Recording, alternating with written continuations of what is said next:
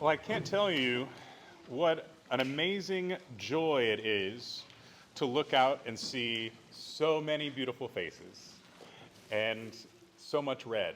I love it. I Christmas is one of my favorite times of year. My family has always taken special care to make everyone feel loved through food, maybe through gifts, maybe through traveling to see people that you hardly ever see. And so Christmas was always a really special time when I was growing up. Now, I don't know what each of you did when you were growing up for Christmas, but the variations on what you can do for Christmas are massive. And so I hope you enjoyed it, however it was. But as I was thinking of this, one of my favorite things to talk about is reminders. I love reminders. I love reminders when I talk to my mom on the phone, and when we hang up the phone every single time, we have to say, "I love you." I mean, I know my mother loves me, but I like to be reminded. Maybe you talk with someone on the phone and you say, "I love you" at the end of that conversation. It's a great reminder. I love reminders about lunches that I forgot that I planned. You know that one. But this time of year is more than a reminder. Why do we celebrate? I mean, it's a great question. We have all of these traditions that surround us, right? Wearing red, poinsettias, great food, candy canes, the movies. I mean, my favorite is How the Grinch Stole Christmas. I don't know about y'all. It's that song, "Where Are You, Christmas?" It gets me every time. But the thing is, we're celebrating something that this is the time of year to really let it sink in. We get so busy and bothered sometimes with people visiting or the food that we're making or whatever's going on around us that letting it sink in that we're talking about the light of the world. The light of the world. I mean, when you just hear that, to me, how can you even have a definition of what that means? You're like, okay, there's the light of the world, so there's light. And what does that mean? What is the light for? In Isaiah, it says, "The people that walked in darkness." What must that have been like? No, they did not have flashlights or LED lights, which are even worse when you're driving at night. They did have fire, so they had lights, but they were living in darkness. No hope. They prayed to God, but living in darkness meant there was no hope. Now, maybe you know what that feels like. Maybe you have been in a place where you felt no hope. And it's not a good feeling.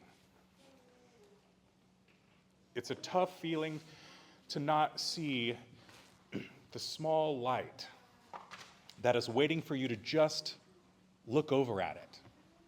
Just hoping for you to see the little glimmer of light that's there. But sometimes our blinders are on and we're just like, where is the hope? Well, today and tomorrow is when we celebrate the light of the world. The light of the world that came in so meek and mild. I mean, there was a fanfare of angels, I'll give you that. But other than that, they said it was pretty quiet. But what the baby Jesus brought into this world as God incarnate was to bring us the message that hope is here and it is never leaving. Hope. Does that hope mean that all of our troubles magically go away and suffering is no more? No. What that means, though, is that in those trials, those struggles, we can see a light. We can see the light of the world. In that song that I have sung a lot because I've been singing to 3 and 2-year-olds lately, when it talks about hiding your light under a bushel, no.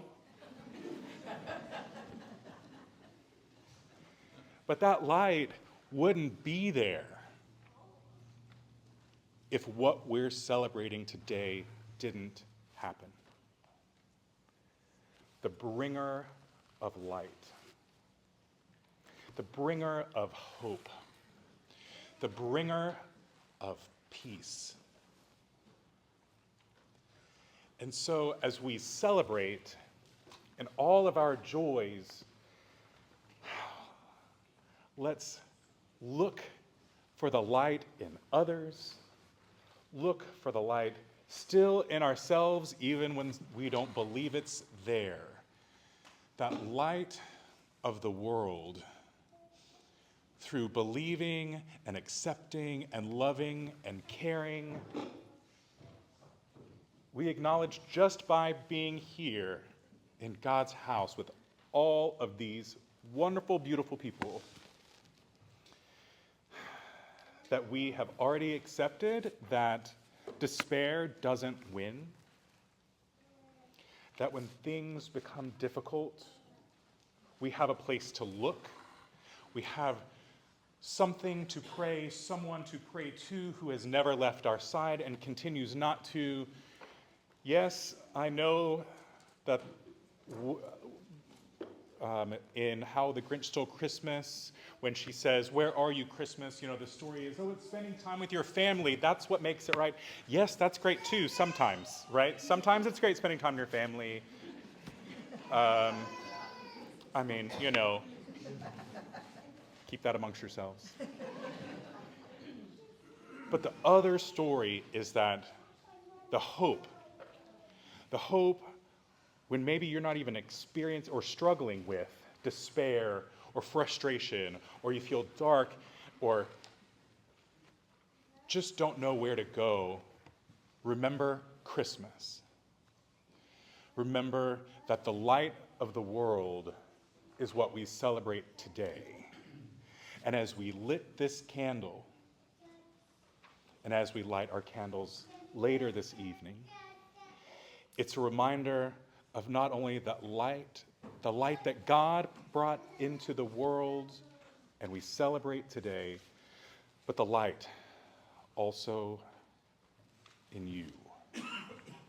We celebrate the joy that was brought to the world. Now go and don't hide it under a bushel. Amen.